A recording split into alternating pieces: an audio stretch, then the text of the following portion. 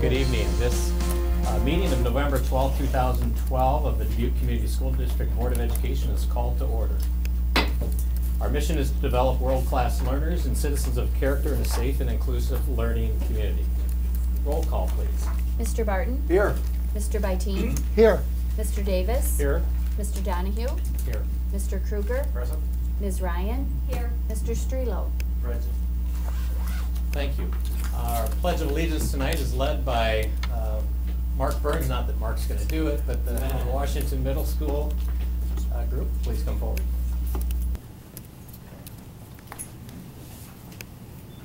Hi, I'm Ashley Fury, and I'm a school counselor at Washington, and I have with me our student ambassadors and NODIS group to lead us in the pledge. Shannon Cass, 8th grader. Christina Holber, 8th grade. Catherine Burns, 6th grade. Cindy Smith, 6th grade. Mary Schober, 8th grade. Ashley Lacey, 7th grade. Megan Ferguson, 8th grade. Will Woodward, 8th grade. Alexis Peer, 6th grade. Amanda Brissy, 6th grade. Jamal Cheatham, 7th grade. JC Farr, 7th grade. Ellie Shear, 8th grade.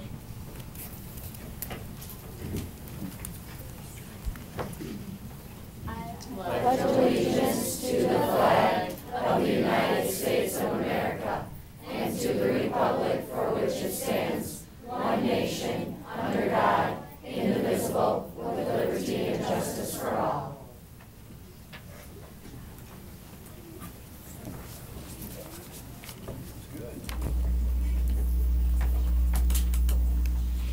Thank you.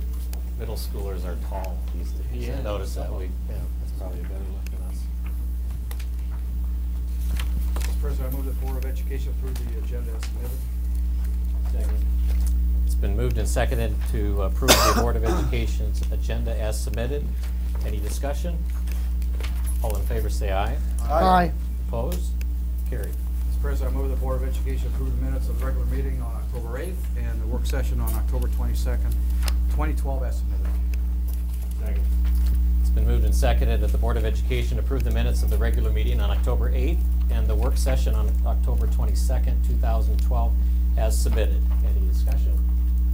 All in favor say aye. Aye. Any opposed? Carried. Thank you.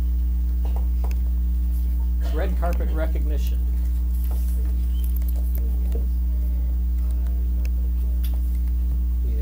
First on is Ed Glazer.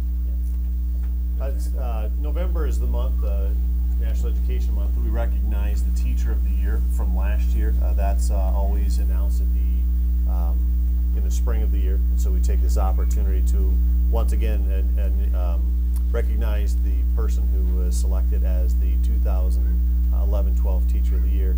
And as our tradition, we always have the principal within that building come and make the official presentation. So Andy will come forward in his previous role as principal of Audubon Elementary School to make that presentation.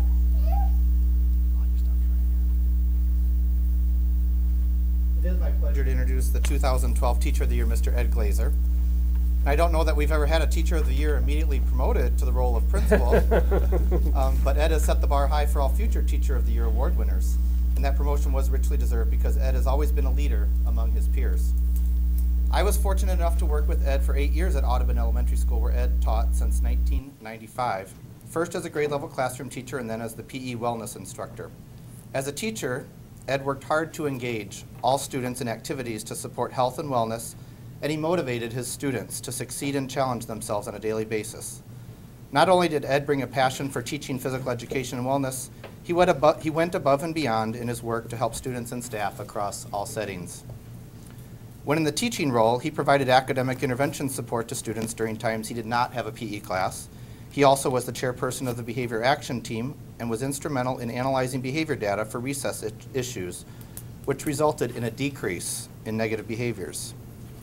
Ed has also been an important member of the Audubon leadership team. He stepped out of his PE role to help analyze student achievement data, helped plan and deliver professional development for Audubon, and was part of the team that wrote the Audubon Sign-A-Plan. Ed possesses a keen awareness of the school community and works well with students, families, and staff. He is a quiet, reserved person and one of the hardest working people I know, and it's an honor to have him represent our district teachers as the best of the best.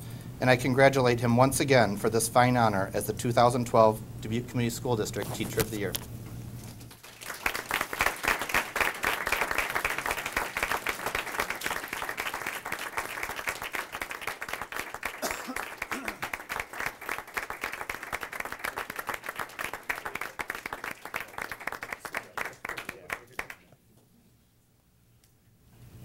To go along with that, we present Ed with this clock and pen set for his desk,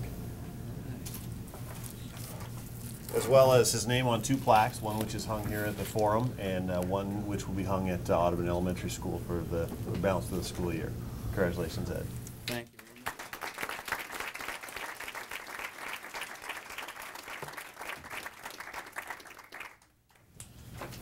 Thank you and congratulations, Ed. Second grade arts trek. Who will? Cheryl. Okay.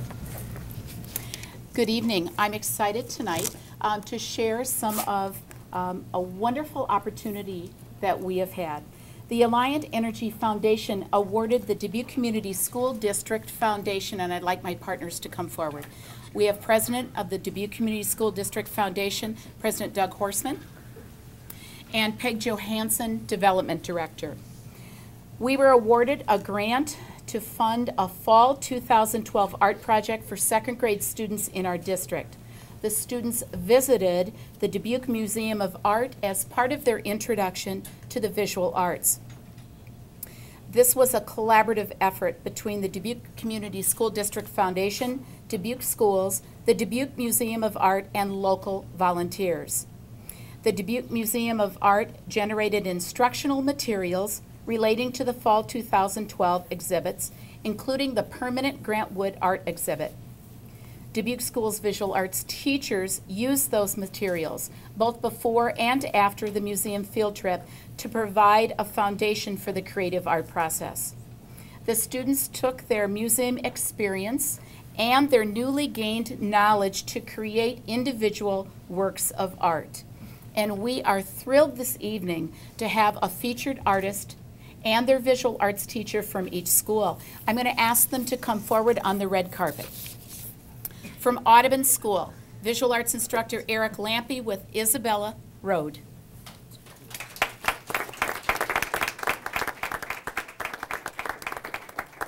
Bryant Elementary School under Beth Kilgore as art instructor and Alexandria Bodie.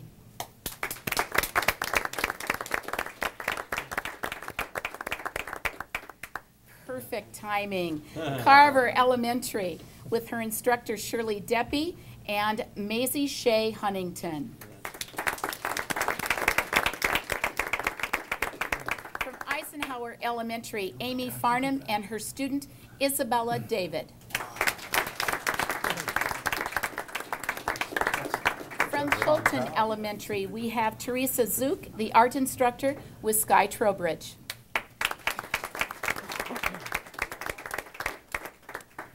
From Hoover Elementary, Steve Van Vleck, art instructor with his student Elena Valentine.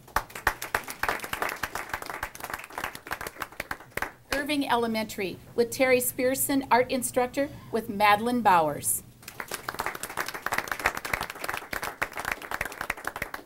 From Kennedy Elementary, we have first Molly Gallagher, art instructor with her student Haley Myers.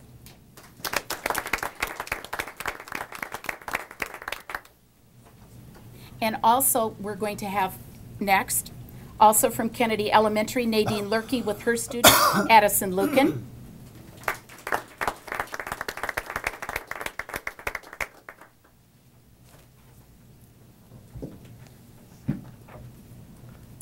From Lincoln Elementary, Julie Lammer, art instructor with her student, Rosalind Sanchez.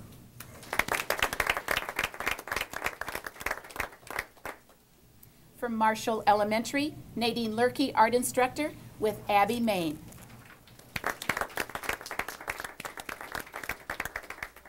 From Prescott Elementary, Scott Lammer, art instructor with Kiara King.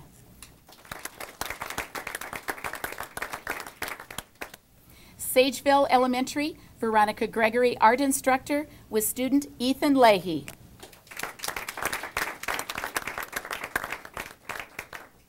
And from Table Mound, art instructor Barb Osterhos with Maya Waters.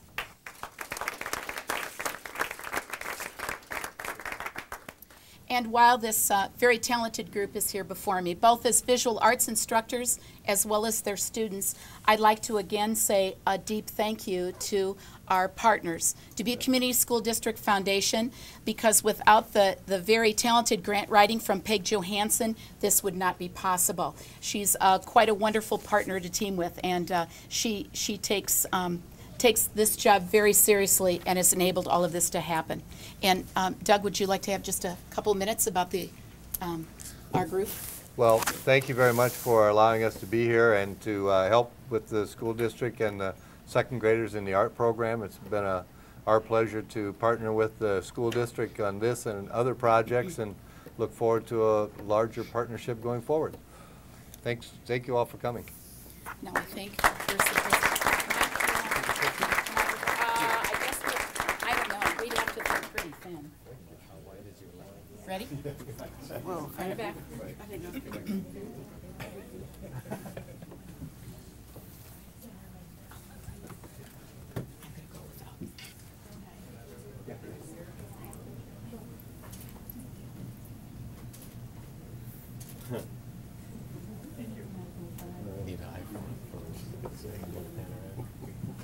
Any more parent photos, just come forward.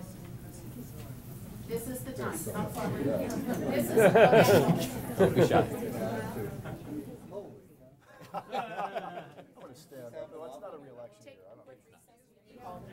Usually It's not a re-election year. I'm not sure what you're talking about. Usually it's important in trouble. Yeah.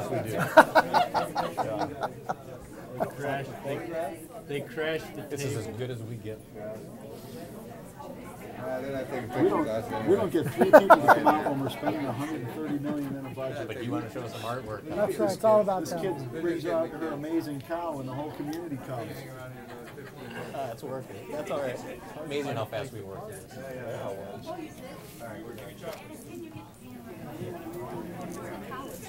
That is a cool cow. That is a very cool one. And the owl.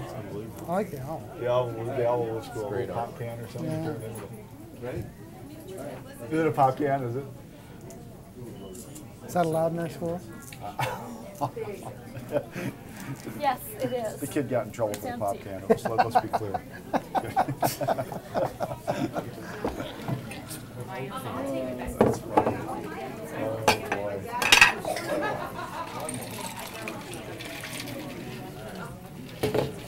Thanks, team. Thanks, everybody. Thank you.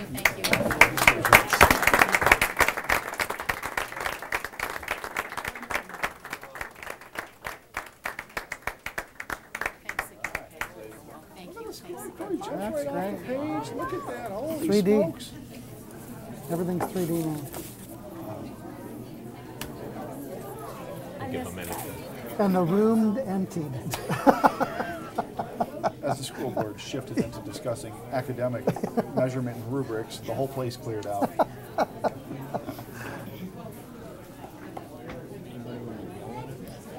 No, not tonight.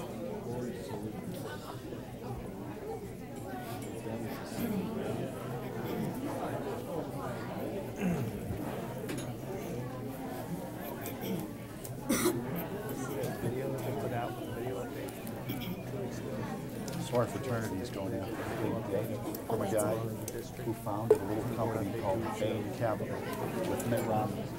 It was Mitt Romney's partner. Yeah, I know. Yeah, he's not one of mine.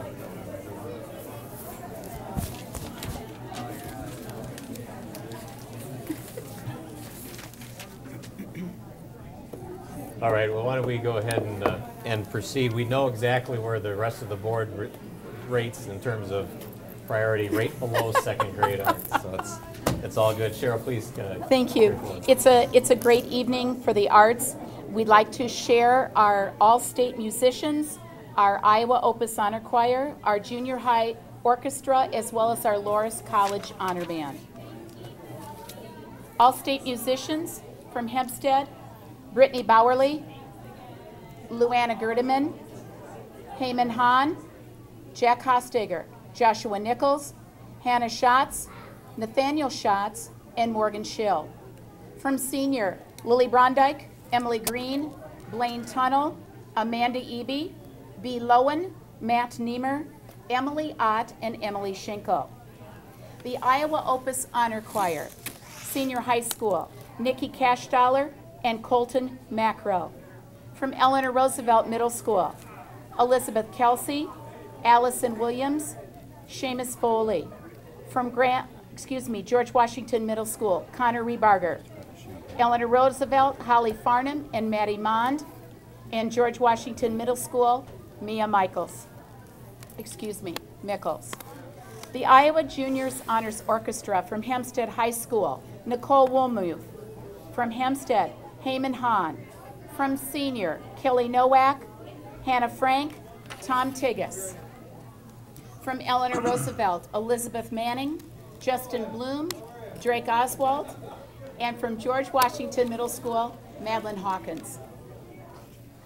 The Loris College Honor Band, Thomas Jefferson Middle School, Taylor Reynolds, Lizzie Grace, Samantha Wieland, Adam Mueller, Taylor Butler, Heather Dean, Cody Bartles, Brianna Fry, Bobby Joe Bellman, and Jonah Oberfeld.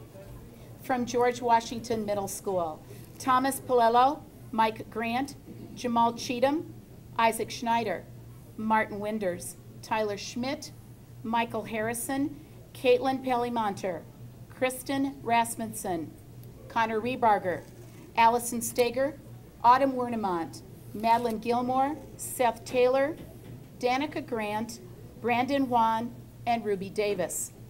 From Eleanor Roosevelt Middle School, Lexi DeRemus, Megan Salas, Emily Tigas, Rebecca Tigas, Angelina Arnstarf, Elena Meyer, Mia Rampton, Rachel Buchheit, Marcy Anderson, Andrew Sear.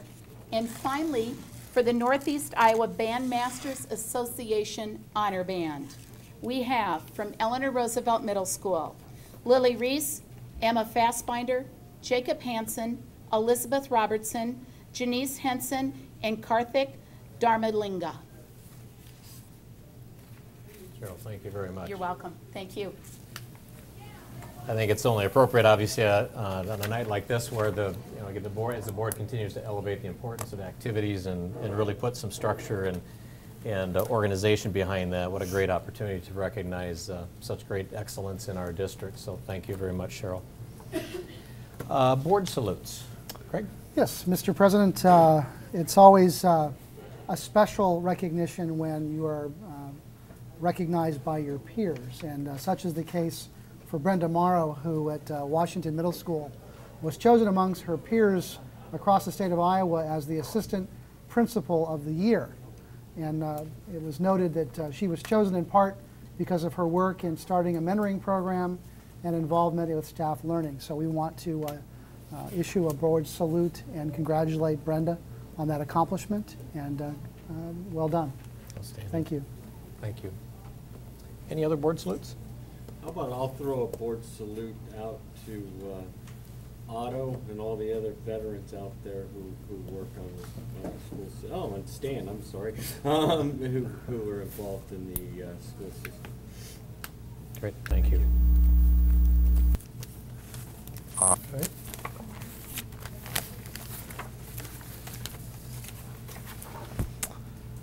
I move that the Board of Education suspend the rules of order and go into open forum. Second.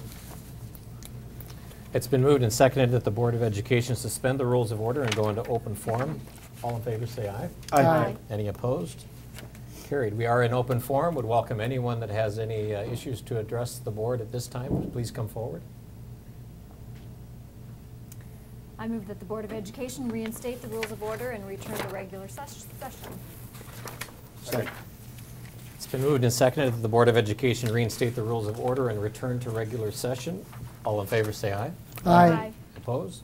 Carried. Mr. President, I move the Board of Education approve those items listed in the consent agenda.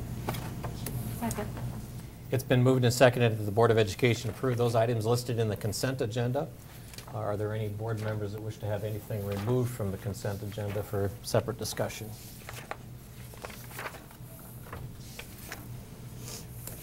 Hearing none, all in favor say aye. Aye. Any opposed? Carried, thank you.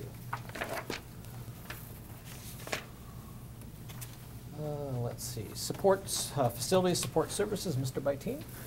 Mr. President, we had a meeting recently wherein we did a number of things.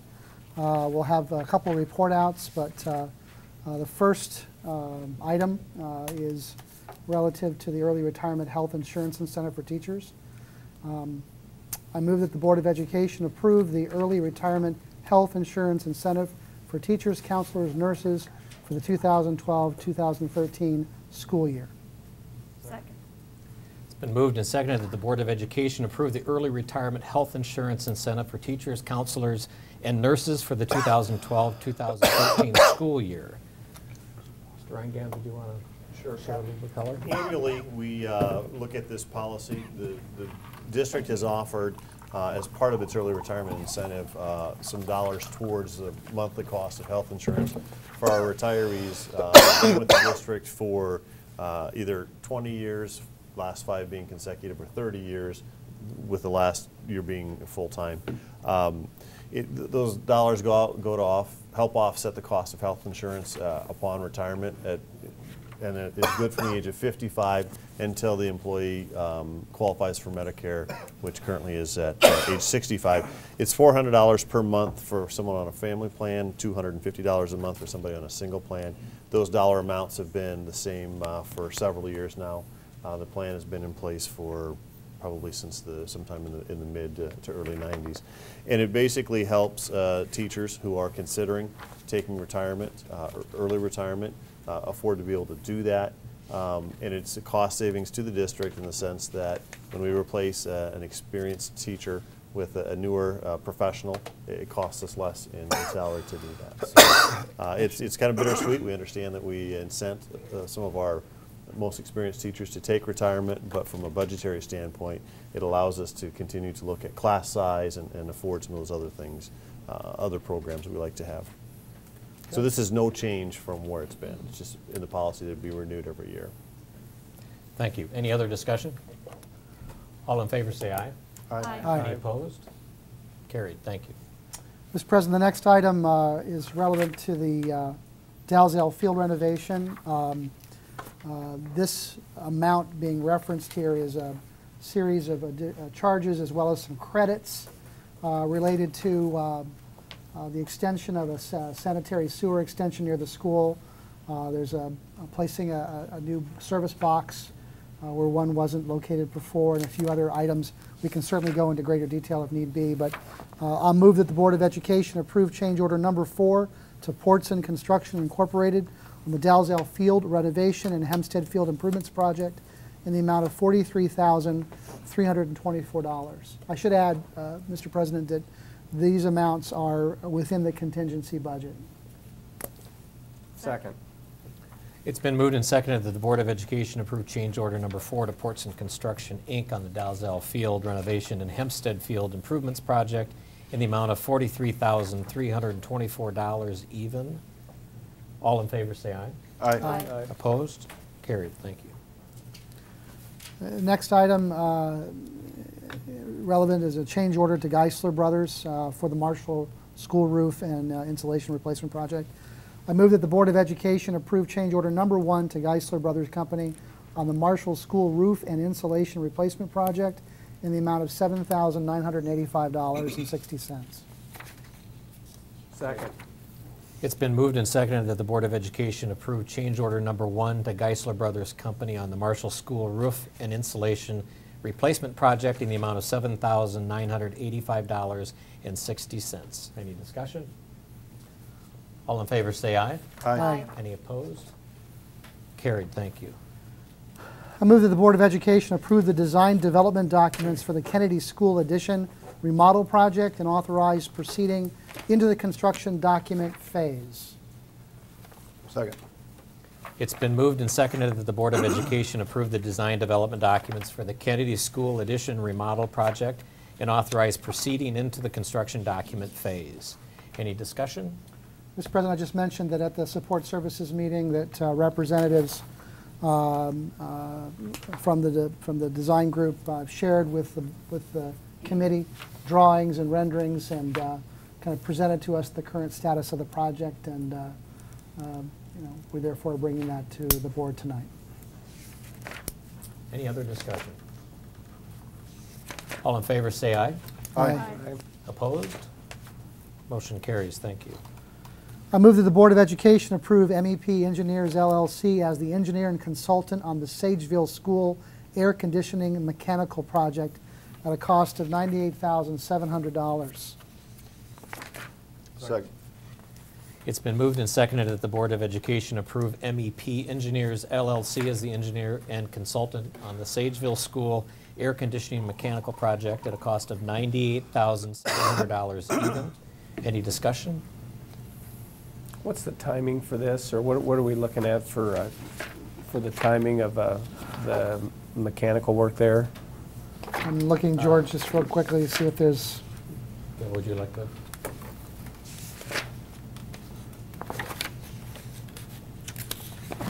Good evening, everyone.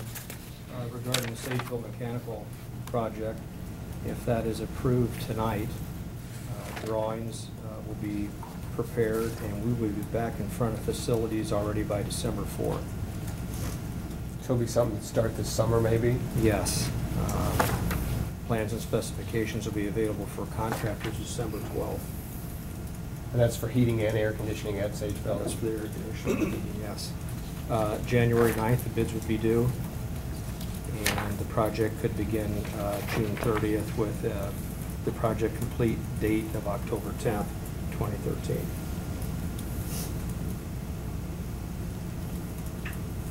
Any other questions? Any other discussion? No, thanks. All in favor say aye. Aye. Any opposed? Carried. Mr. President, I move that the Board of Education review the proposed plan, specifications, form of contract, and estimated cost for the Carver School Classroom Addition project. Second. It's been moved and seconded that the Board of Education review the proposed plans, specifications, form of contract, and estimated cost for the Carver School Classroom Addition project. Any discussion? All in favor say aye. Aye. Any opposed? Carried. Thank you.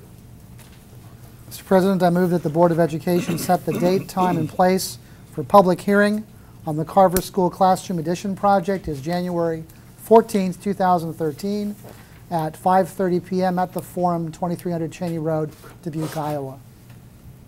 Second. It's been moved and seconded that the Board of Education set the date, time, and place for public hearing on the Carver School Classroom Addition project as January 14th, 2013 at 5:30 p.m. at the Forum, 2300 Cheney Road, Dubuque, Iowa. Any discussion?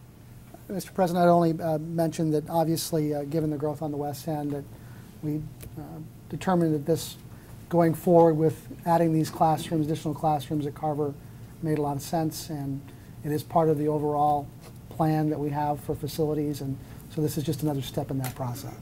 I guess, Mr. President, I would add that I was on the original committee when we built Carver, and that there were two areas for two classroom additions that were designed into the building when it was originally built. And one of those two classroom additions was built shortly or during the construction of the building. This is the second area for expansion that was designed into the building for a two-story, two-classroom addition on the building. Thank you, Mr. Davis. Any other discussion? All in favor say aye. Aye. Any opposed? Carries. Thank you. Mr. President, I move that the Board of Education review the proposed plans, specifications, form of contract, and estimated cost for the Dowsell Field Concession Equipment and Washington Middle School Food Service Equipment Project. Second. It's been moved and seconded that the Board of Education review the proposed plans, specifications, form of contract, and estimated cost for the Dowsell Field Concession Equipment and Washington Middle School Food Service Equipment projects. Any discussion? Bill, did you want to speak to this? I'm sorry.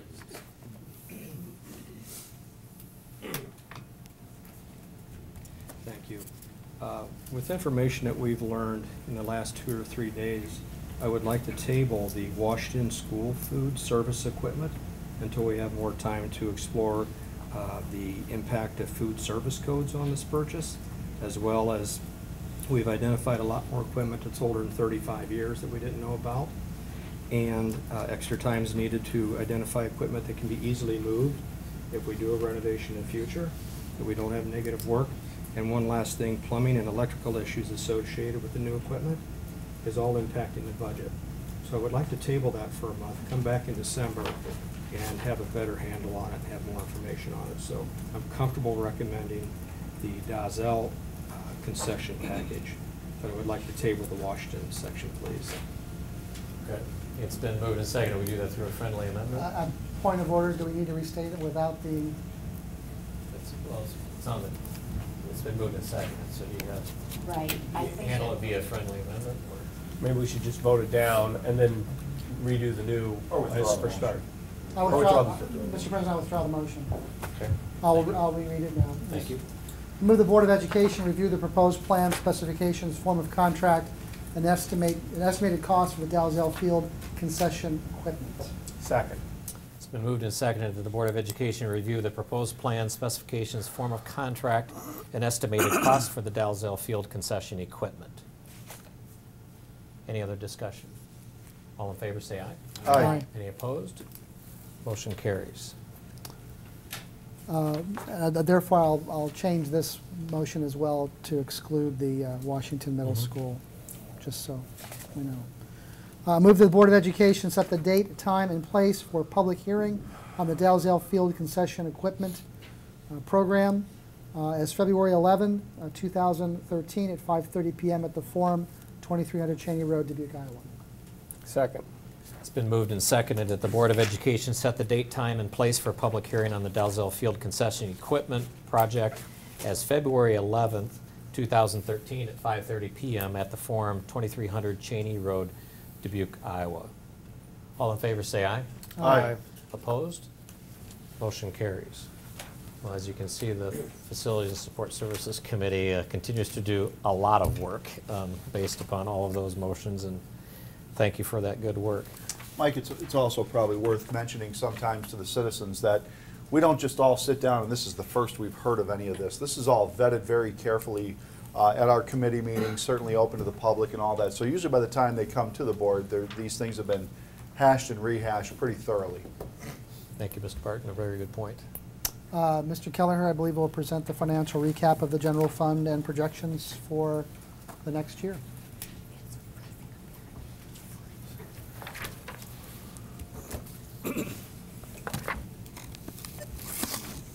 Good evening, board members and Superintendent Ryan Gans. I would like to report to you with the close of the fiscal year being June 30th and filing of our annual report with the Department of Education in the middle of September. I wanted to go through with you the results of last fiscal year as well as where we're sitting for the current year that we are in. The first document you have in front of you were the three key financial indicators that we report to you each year. The first one being the cash balances. For last year, you can see at the top of the document, we start with what the beginning balances were in all three categories: cash balance, fund balance, and unspent balance. The middle of the document kind of is the results of the year, both the increases and the decreases. And you can see there's a line that has the total for the year, whether it's an increase or decrease, and you can see last year was a very good financial year. All of the balances, all three, went up, and two of them substantially over last year. Part of that is because there was some unspent dollars in state and local programs. And what that really is it was budgeted last year. The dollars weren't spent during that year, but they've been delayed to this year. So you will see those expenditures are kind of carried over to the next year.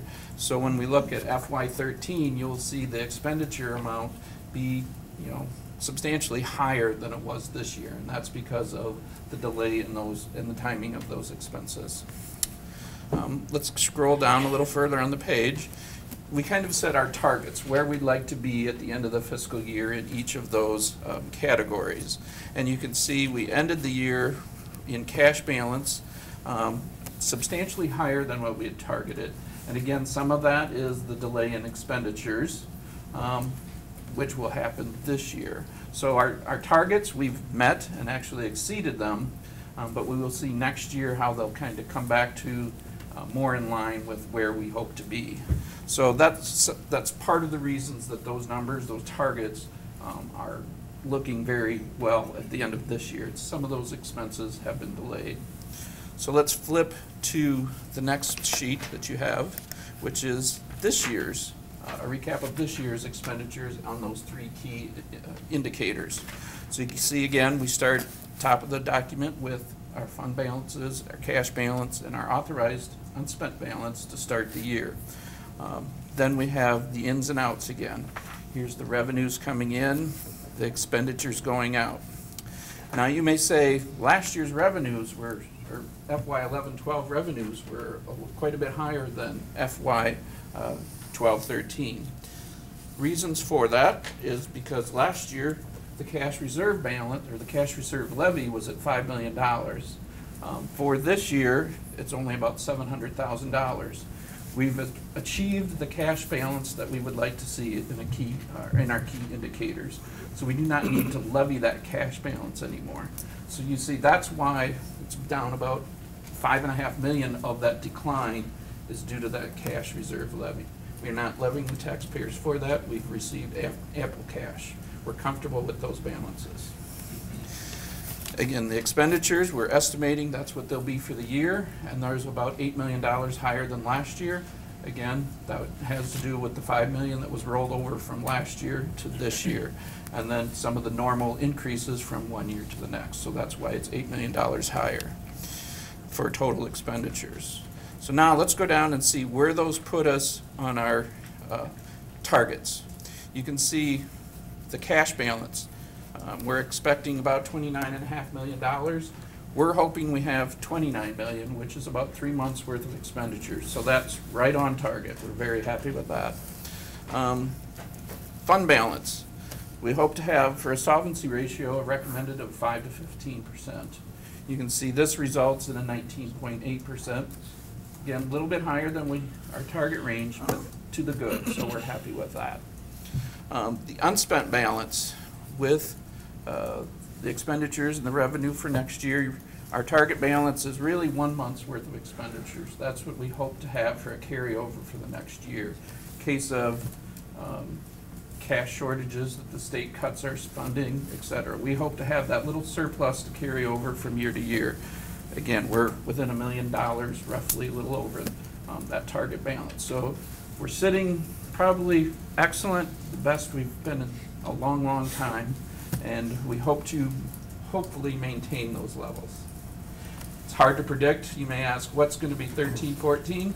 Well, the state legislature hasn't given us the data that, or passed the laws to say this is what your allowable growth will be. It's ranged from a history of about 4% up until the last few years, where it's gone down to 0%. So it's kind of, we have to wait and see until they tell us what it's going to be in order to project out for FY 13-14. Mr. President. Just a question, I guess, for you and for Stan. One of the dilemmas about not knowing what that number is going to be, of course, is what happens in the spring when we're having to decide staffing levels and things of that nature. And I guess I remind the public that becomes a very difficult thing to estimate, and we're put in a very difficult position to, in some cases, let more people go because we just simply don't know what the circumstances are going to be.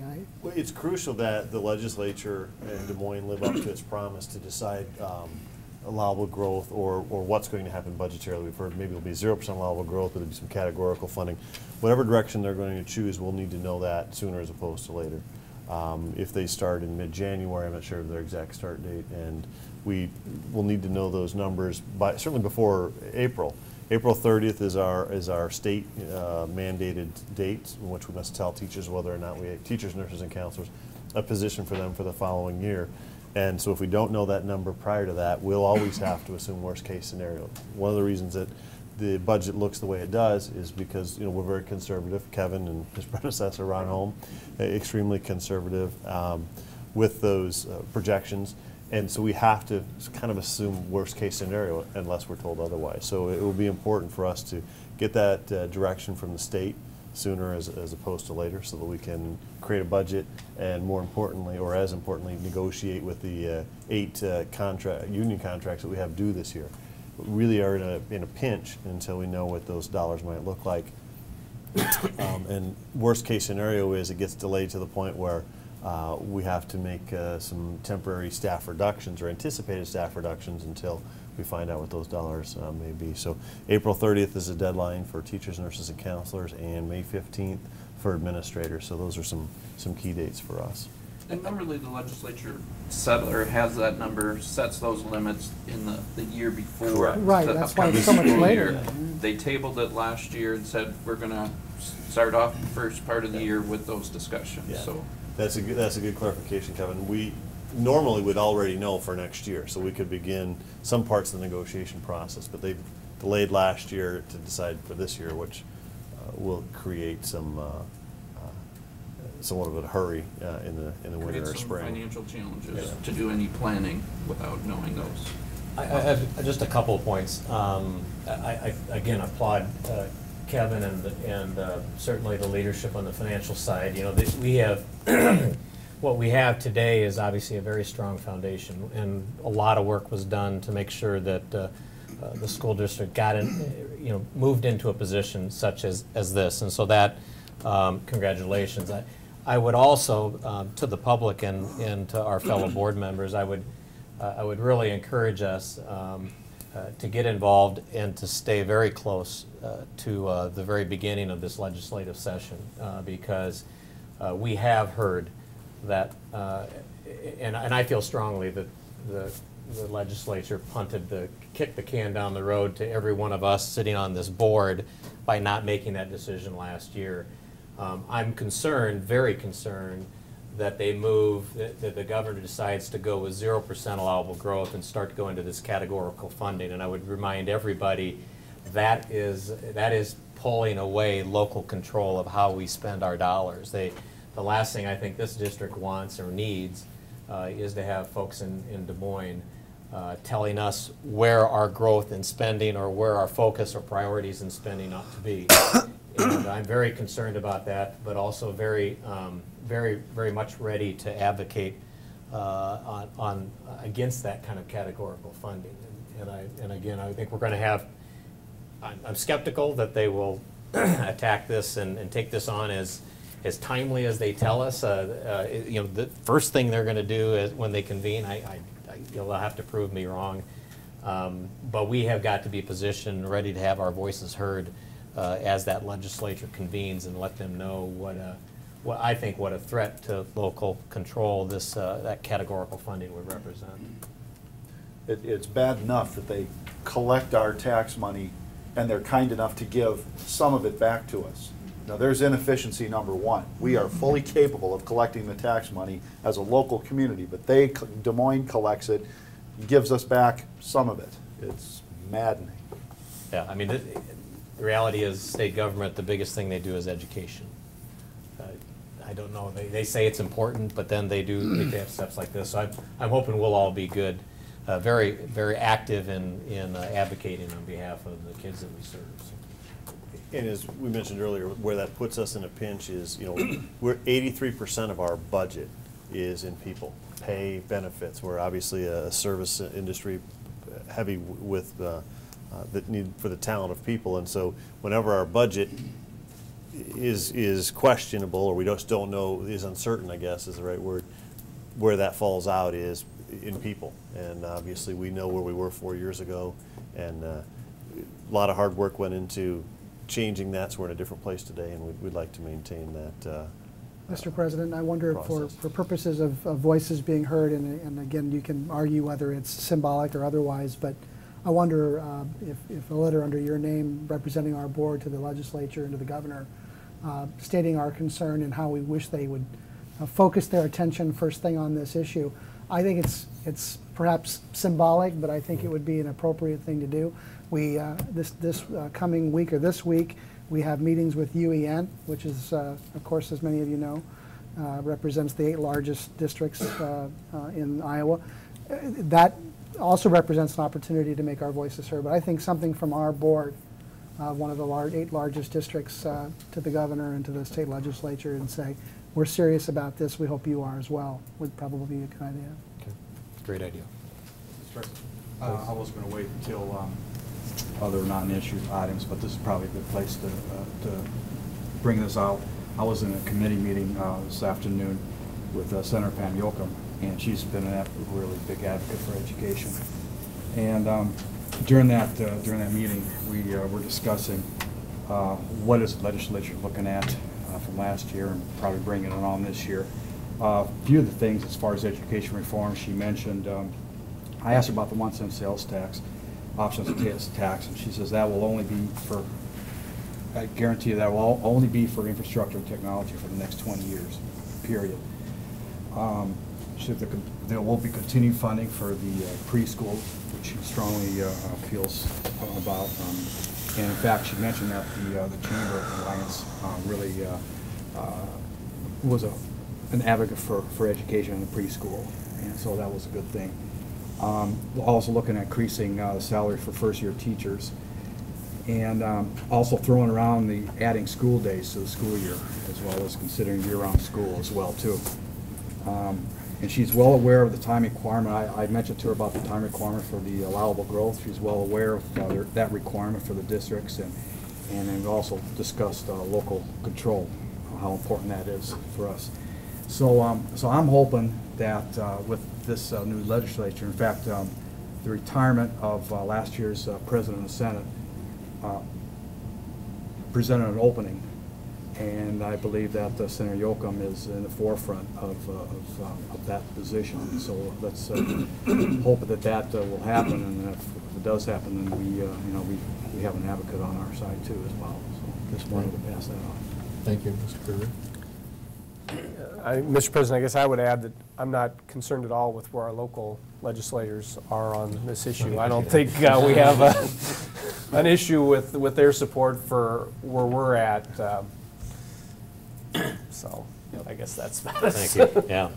Well, I kept waiting for you, Mr. Davis, to also remind everybody what great work we've done in terms of being able to reduce the cash reserve levy. I would like to say.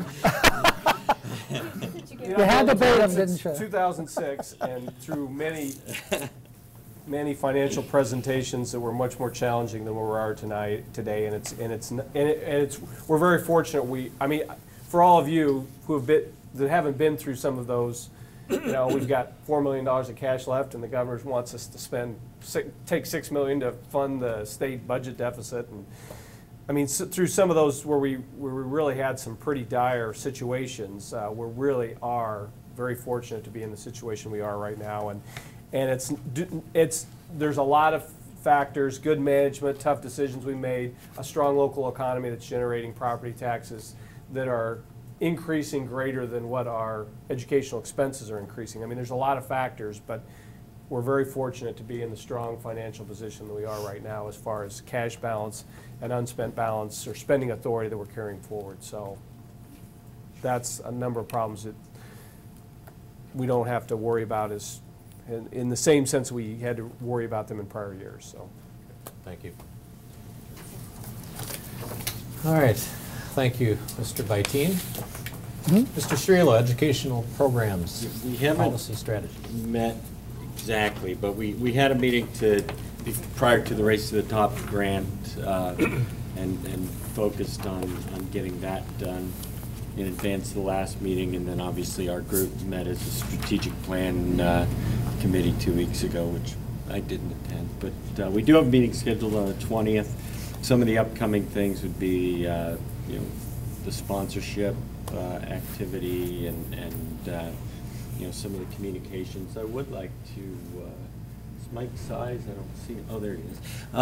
He's hiding behind. But I I don't know that we've widely promoted, but I've seen a show on our cable access channel. It's called like the October Updates. I watch it on YouTube, but it's really well done. I think we got to figure out how to get that into more widespread circulation, because it's like a half-hour show on what's going on in the district, and I have to tell you, it was quite good. It's on YouTube, I know. George saw it. It was in the board update too, but it was a link, so it wasn't terribly obvious, and so you had to link and then you had to spend the half hour to watch it, but it was very well done and was really an upgrade, or things we've been talking about. It was a fantastic update and very well produced, and the content was fantastic. So yeah, I would just if we can look for, if that's what we can expect going forward, we're going to be very fortunate with our community outreach as far as communication on what's going on in the district. Yeah, if you haven't watched it, I'd highly recommend it. And I would say going forward, if we're going to produce it at that quality, we probably ought to figure out ways to get it blasted out a little more, because it is very good. There are plans to do that. Thank you. All right, new business. I move that the Board of Education authorize the board president to sign the proclamation observing November 12th through 16th, 2012 as American Education Week. Second. It's been moved and seconded that the Board of Education authorize the board president to sign the proclamation observing November 12th through the 16th, 2012 as American Education Week. I'll read that proclamation now. Whereas public education is the backbone of our democracy, providing young people with the tools they need to maintain our nation's precious values of freedom, civility, and equality. And whereas by equipping young Americans with both practical skills and broader intellectual abilities, schools give them hope for and access to a productive future. And whereas education employees, be they substitute educators, custodians, teachers, bus drivers, or librarians, work tirelessly to serve our children and communities with care and professionalism. And whereas schools encourage community, bringing together adults and children, educators and volunteers, business leaders, and elected officials in a common enterprise. Now therefore, I, Michael J. Donahue, serving as president of the Board of Education of the Dubuque Community School District, do hereby proclaim November 12th through the 16th as the 91st annual observance of American Education Week, signed this 12th day of November 2012. Would Tammy Deere please come up?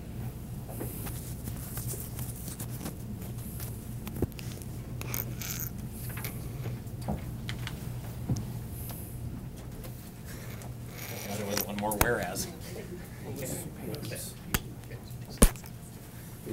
think they were going to get some done?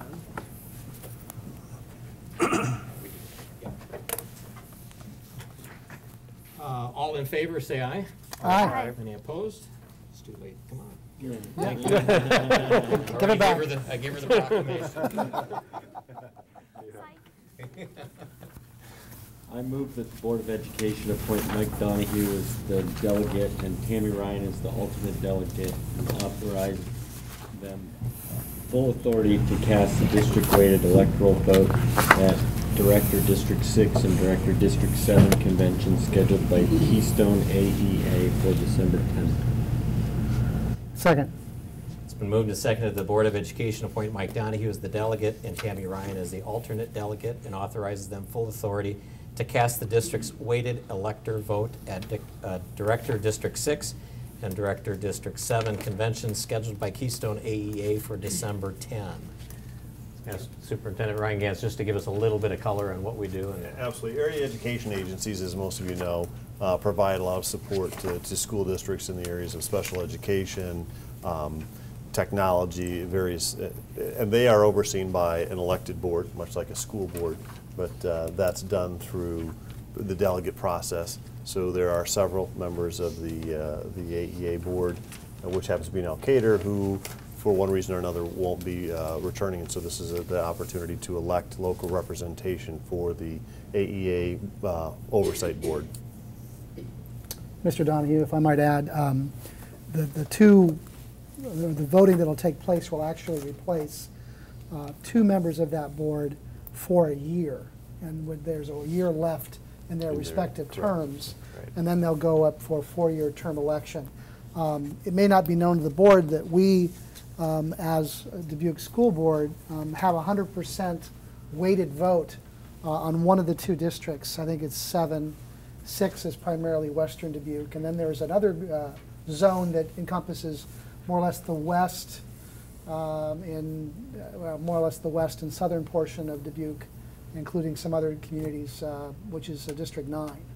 And so I think in years past, the delegate candidates were more or less presented to us, and it was more or less a ratification. This is really important. AEA provides services to our district. It provides just services to other surrounding communities, and I think I'm delighted that we're putting a little more focus on it, spending a little more time, and ensuring that people who are representing us there are truly doing so. So I applaud that effort. To give an idea of scope, Kevin, we have what are called flow-through dollars. So they're dollars that come to the district that then move on to the AEA for that support. And it's in excess of $4 million. 4.8. About 4.0, nearly $5 million of our funding that then comes back through AEA support. So crucial position. Big numbers. Yeah. Have they identified someone to? No, those candidates have to have their letters in. You have to live in certain districts within the community, and that has to be in by the end of this month, November 29th. And then the 10th will be the election. So nominees are out, and I believe I think some people are actively recruiting folks to consider that position, so we'll see how that goes. I believe the one position that we have 100% weight on is roughly the Eisenhower, Carver, right. Hoover, Irving, to that area, those elementary school areas of town for anybody that would be interested. Yeah. And then how does it work? So once somebody gets appointed, they're filling an unexpired term for a year. They come back for. Then there'll be another election and another. And those terms are how long? 4 years. 4 years. And so that could be that person, or it could be somebody different, yes. depending on how. So they're fulfilling an open position. Okay, Right. yeah, unfilled term. Okay. Great. Any other discussion? All in favor say aye. Aye. Aye. Any opposed? Motion carries. Thank you. I move that the Board of Education expel student 708972 from attending school in the Dubuque Community School District pursuant to contract and waiver of a hearing signed on November 7th, 2012. Second. It's been moved and seconded that the Board of Education expel student 708972 from attending school in the Dubuque Community School District pursuant to contract and waiver of hearing signed on November 7, 2012. All in favor say aye. Aye. Aye. Opposed? Motion carries. All right. Brings us to board member technology update. Oh, I'm sorry.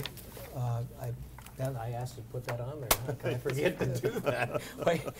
Ron looks sad out there. Yeah, I'm sorry. Yeah, Ron was headed for his car. We called him back. I thought it was really important, given all of the discussions around technology, that we take advantage of some time with Ron. You know, he did so much before he even got here. You got to be wondering what he's been doing since then. So I thought now would be a great time to have Ron provide us with an update where we're at. Well, thank you, and good evening, board members and Superintendent Ryan Gans. It's a pleasure to address you on this technology update. Admittedly, the last time I was up here doing that, it was almost 4 months ago, and I had about 8 hours to prepare a message, and I had about 5 paragraphs. So I'm 100 days later now, on my 100-day statement. I've got a lot of information, and I've got like 50 paragraphs, and I'm going to spare you a lot of detail, but as I go through this, there is a lot of information that you need to know, and as we go through this, you're going to find some things that might be key points of interest or hot spots from the last time we talked and what brought us to this point. But I think that, and I invite you to feel free to interrupt me at any time to find out or to get clarification on any of these points. I will go through them fairly fast because there are so many. But you really do need to get an idea of what this team has done. Just to start out, in fact, the last time I was here, I mentioned that the key element of the resource that the district had was a devoted staff, and I'll show you what they've done. First of all, organizing the staff. We've improved all of our communication opportunities. Everybody in our staff meets at least once a week for about 2 hours to communicate, to discuss issues, to problem solve, to diagnose and analyze. We provide opportunities for input from staff. I'm just going to read a few of these here to you. We meet with the IT staff to get their ideas on how the IT department is functioning. We have small committees. One of them that was formed helped us to get the case knowledge base operational cases, the appliance that was touted by Dell as a very functional program to help us move forward with tracking technology, tracking activity, and they were correct, I have to tell you, and we got it working just fine. There were some configuration changes that we made, and now we're using it, and I just wanted to let you know it is fully on board. We had a committee that's designing a knowledge base so that everybody can use it, the end users. I'll talk more about this in detail, but you'll be able to see that it's going to become a self-service point of service for the users too. Also, the case work order or ticketing system is set up, it's running, it's functional, we're using it.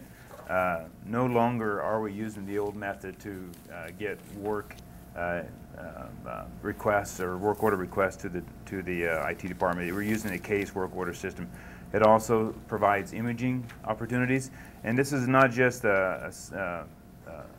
this is a zero-touch imaging where the users can actually, or we can force an image out to a machine so that we can update it and get it to working function. If a machine becomes corrupt, we're not going to mess with it. If it's too big to fix, we're just going to flip a button and that machine will get imaged and it gets corrected. So that's the kind of value that a case appliance offers. Well, we had committees put together to be able to do this. So it's actually the team members, not myself, but the team members that actually did that, and I really applaud them for that. We made some organizational changes that I think you'd like to know about, and I think I did send out some updates, but this will make it public. We added 2 more additional IT tech support personnel. This brings the count up to 7. They provide break-fix technical support. And now we've even assigned all the schools to these particular people to do break-fix. What that means is the TCs, the technology coaches, are no longer doing break-fix. And that's something we set up. We pulled the trigger on that the last day of October. I'm really happy that we achieved that far sooner than we expected. Woohoo. And that is because of the team that we have, and plus these 2 talented people that we brought on board. Also, we're assessing technology conditions. We're creating strategies to correct any problems that are out there. They're assessing readiness of computers for in-classroom technology so we can integrate technology into the educational processes again. We also added 2 more FTE positions that were designated as network service technicians. You haven't heard about these yet because we just did this last week. 2 talented people are on board now. They're actually going to help me bring the data center to 21st century standards, and including virtualizing servers, using all the shared resources we have. The data center currently is heavily dependent upon standards that were brought in 9 years ago. We're going to bring those up to speed. The servers out at the schools, these technicians will be consolidating all of those resources, bringing them to one place so we can manage here locally in one place. It's going to help us to reduce the staff, reduce the downtimes, and a number of other things too. All the servers that are out there, by the way, are most of them are about 7 to 9 years old, way past their life expectancy. So we've got it. We're really on borrowed time. So these 2 technicians are really capable of helping me bring these things downtown here. So some other things that we're doing, we're consolidating all the servers into the data center. I mentioned that. We're analyzing all the mission critical services such as Active Directory, DNS, DHCP. These may not mean much to you, but without these, the network would be shut down. They're analyzing the health of them and the functionality of them to make sure that everything is working like it's supposed to. Let's see here. Enterprise security for information services, kind of a neglected thing. That's what these technicians will also be doing as well. Enterprise print management removes the need for sending technicians out there. We'll automatically add printers to the machines that we need to print. A number of other things, endpoint provisioning, patch upgrades, and so on like that. So I wanted to move on to this idea of the technology coaches. Now, just to reassure you, I mentioned to you that they're no longer doing break fix. What are they doing? Well, we also have organized this team effort led by one of our members on our IT department to help instruct the technology coaches to be able to integrate, or to teach the teachers how to integrate technology into the classroom so that we can actually have a fully fledged operational, we're using technology as much as we can saturate it into the classroom, then these technology coaches will be able to carry that out. They meet once every 3 weeks or as needed, and we're also meeting with them one-on-one now to help personalize some support because we want to make sure everybody understands fully what their job is. And we're also including them in all of our meetings with the principals too, and that we're doing on a one-to-one basis there. So I'm going to skip a couple of these here. I've kind of already talked about them. One of the things that I think is important that we've accomplished in this 100 days is IT training. Up until now, I can't find evidence of any one episode of training. So I went out to a company that I'm very familiar with. I used to work for them, and got a contract with them to provide all the technical training that they need and want throughout the entire year.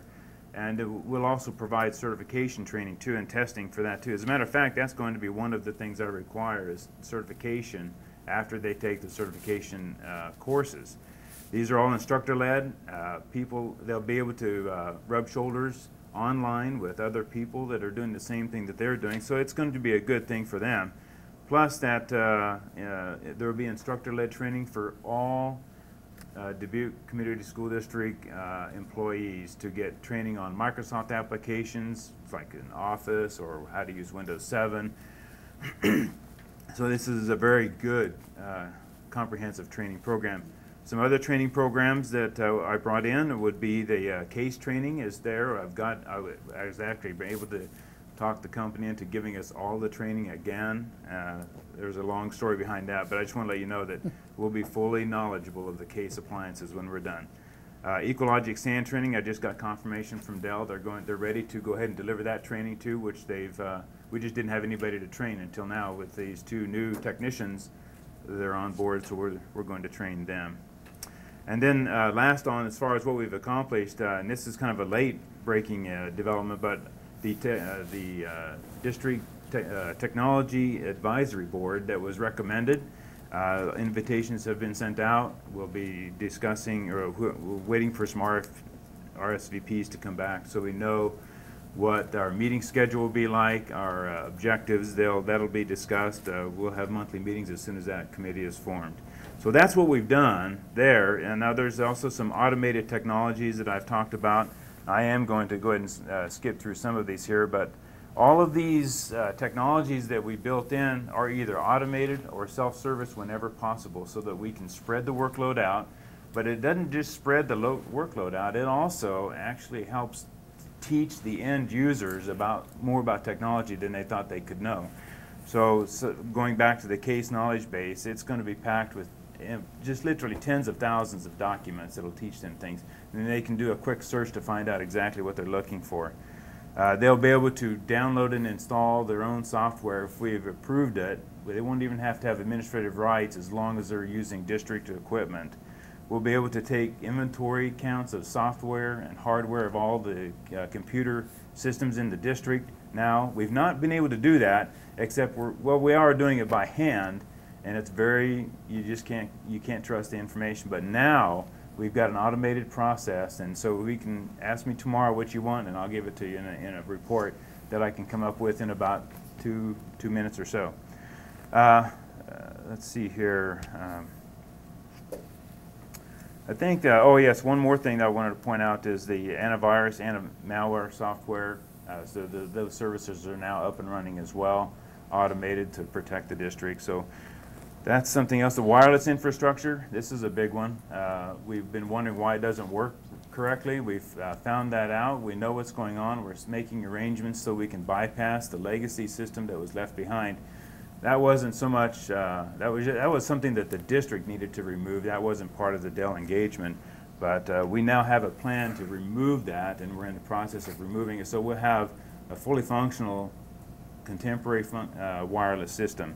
I'm actually pretty happy about that too, because that was one of those things that was going to be a dangerous point in our infrastructure, but we've removed that. So that's what we've done in the last 100 days or so. If there's any questions on that. If not, I'm going to go into the state of the network, and there's a couple things I need you to know that's coming up. Mr. President, I think I speak for many of my colleagues when I say this is the best news we've heard about technology, at least for me, in the last 3 years. To have accomplished all that you have and have started to right the ship as to the degree that you have in 100 days is nothing short of miraculous. And so congratulations. I know you're still got a lot of work to do. I do have one technical question though, and I risk embarrassing myself because I'm not a technophobe, but I know enough to be dangerous. You mentioned that you're going to be migrating the servers that are in the buildings to a central location. Did I understand that correctly? Right, yeah. One of the things I know that's come up was a concern that, as the forum goes, everyone goes. And so if something goes wrong here as a centralized location, no school can operate independently. And I wonder what your thoughts are regarding that, because that was a debate at one point, whether we should maintain any servers outside of here and keep some servers operational out in the field. There is we can do a plan called a disaster recovery and business continuity plan that would allow us to do something like that. That's actually in phase 4 of what I'm going to be doing. There's a cost-benefit analysis to bringing in all of those servers, as I mentioned during that discourse. And that is, by the way, a good observation. I'm glad you caught that. But most of the servers that are out there are 9 years old and not replaced. There's a lot of money that's involved there, and a lot of support, a lot of management that needs to be handled. And I took a look at that, and this is not the first time I consolidated 60-some buildings into one building and then replicated services to another site for disaster recovery and business continuity. That is in the plan. But to speak to your concern, the other thing I looked at is what has been the downtime of our network infrastructure over the past 3 to 4 years that I can be aware of. I found that there was one time where the fiber was cut right outside this building here, and you can be sure that that won't happen again because of the plans that I've got, and I'll be aware of any kind of ground activity that's out there, and you can be sure that I'm going to recommend hydro excavation whenever there's a fiber cable that's sited, so we don't have that. I'm not going to take a risk. Or that is a big risk, and it might seem like I'm taking it, but when I look at the cost-benefit analysis, it just I have to bring them into here. And by the way, this is really the standard of most data centers that I've ever worked on and seen. So there is that issue. Now, going back to the issue of the connectivity, the iNet network has seemed to be very reliable. The city, by the way, has done the same thing. And they've actually looked at the same issues that you're just bringing up. So that's where I'm at. There will be an eventuality of some replication either off-site or another part of the school district. But there's a couple other things that we've got to, if the internet connection went down right now, which all the schools would be out of that as well, and that's a single point of failure too. Well, my big concern is to have at least some redundancy. So that's on my plan. It's actually phase 4, which I haven't even got to develop too much yet, but it's there. So all in good time. Thank you. Good. Now, what I just got through saying is going to be eclipsed by a couple things that I'm going to bring up right now that I wanted to go ahead and talk to you about, or let you know at least what we've got. I went through and concerned myself a lot with all the technology that I inherited, if you will, for the lack of a better term. I went through all the elements of the Dell engagement and found that all the Dell switches are supported with management technology.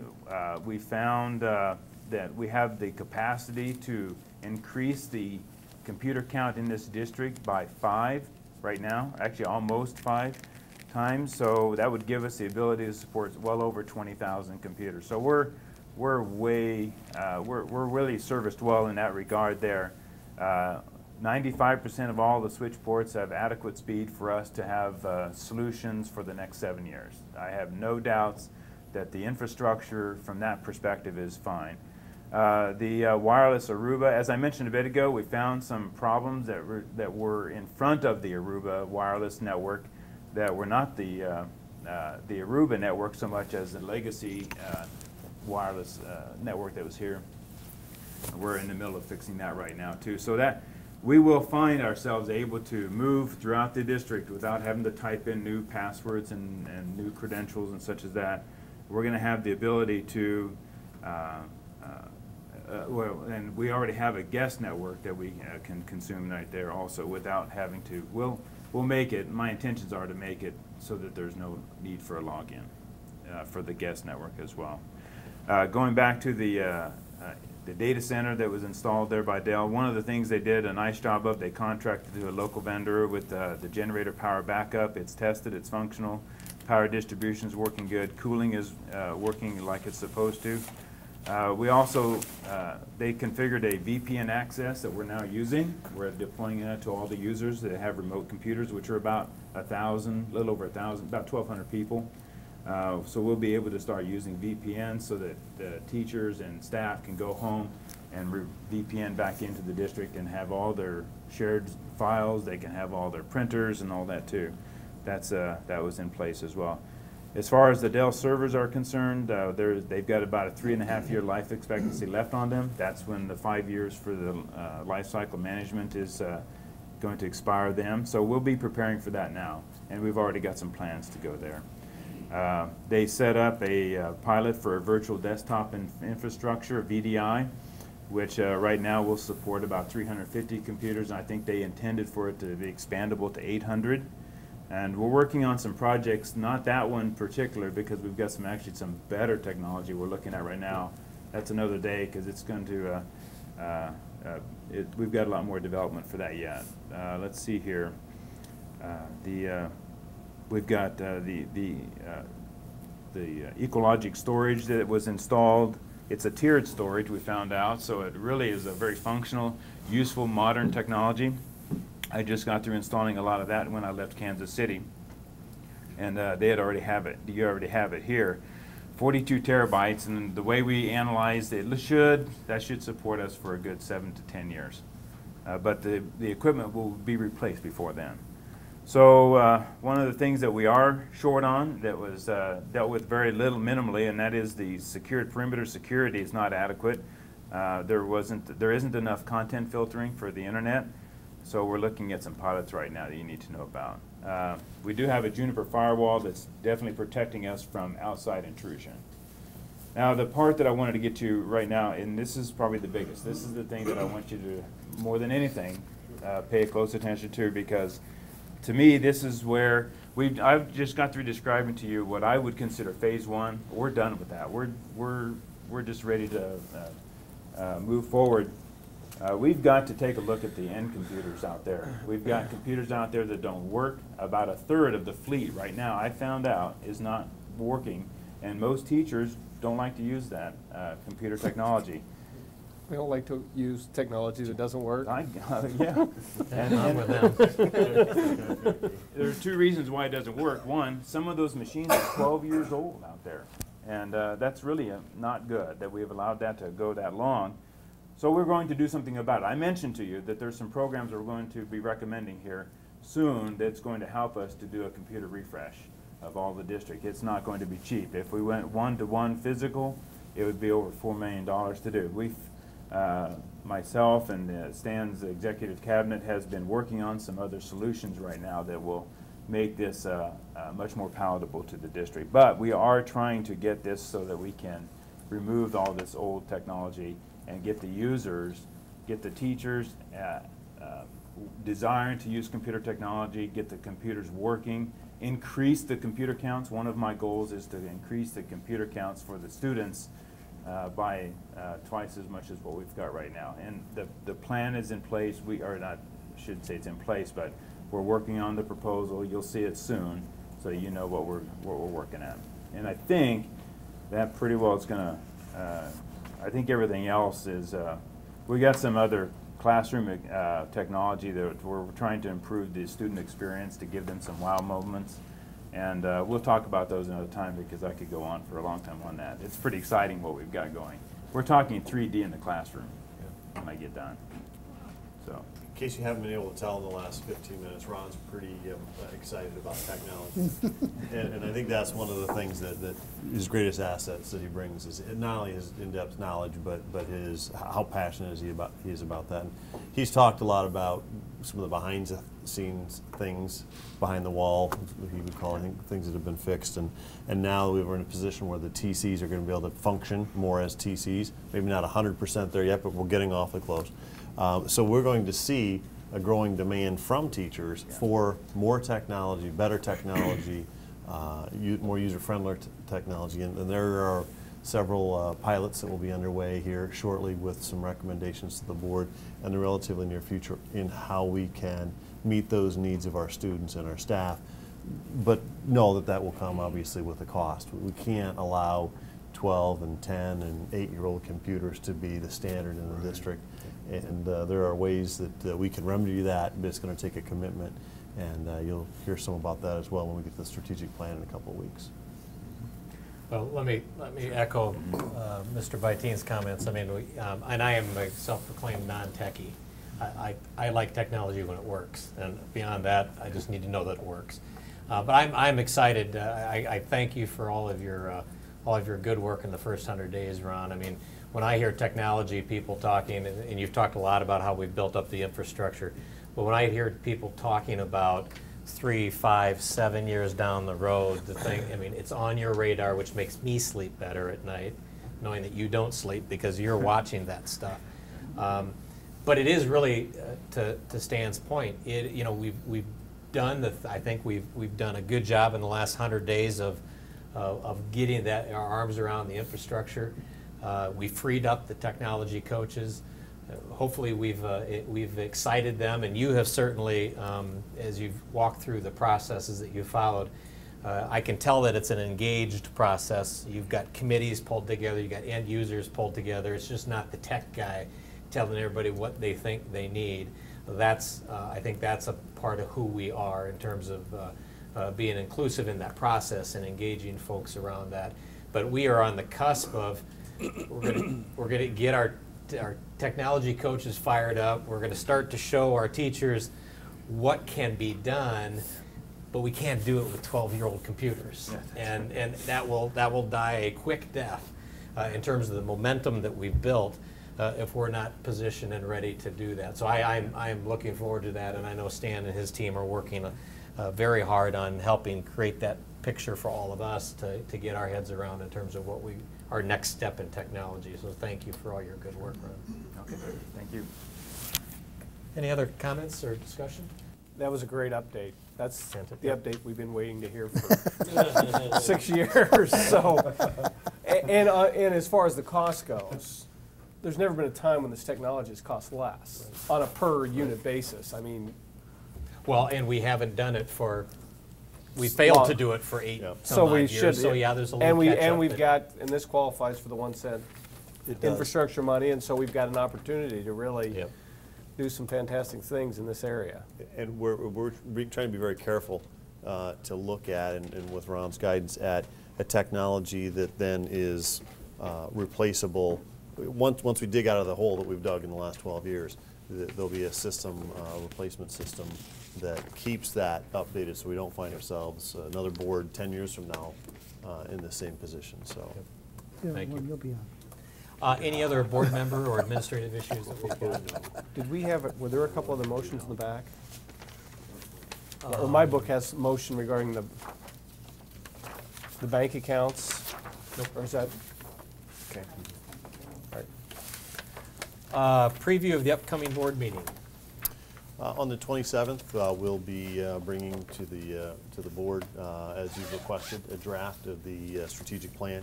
To date, we've worked on that as an executive